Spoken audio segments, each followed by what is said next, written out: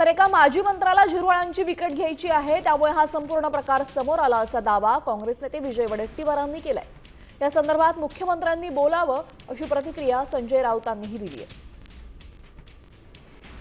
याच्या मागे ट्रॅप करण्यामागे ही जागा खाली करून घेण्यासाठी झिरवाळांची जो माजी मंत्री आहे तोच हे सगळं करतो आहे।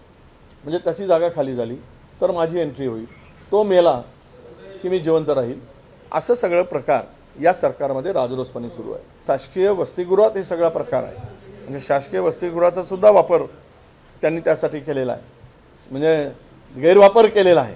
आणि हे खरं असेल तर हे वाईट आहे। त्या पदावर राहून अशा पद्धतीनं वागणं हे आता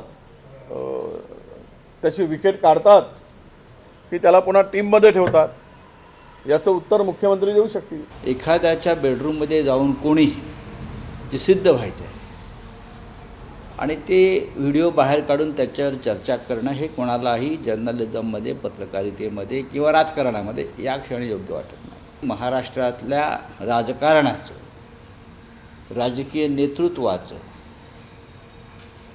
अध्यात्माचं, हिंदुत्वाचं एक प्रकारे अधपतन गेल्या काही वर्षामध्ये विशेषतः भारतीय जनता पक्षाची राजवट आल्यापासून झालेलं आहे। राज्याचे मुख्यमंत्री ज्यांचा विषय असे काही विषय आले त्या पक्षाचे नेते त्याने याच्यावरती आधी बोलावं, ज्यांच्याविषयी आपण बोलताय त्या व्यक्तीने बोलावं।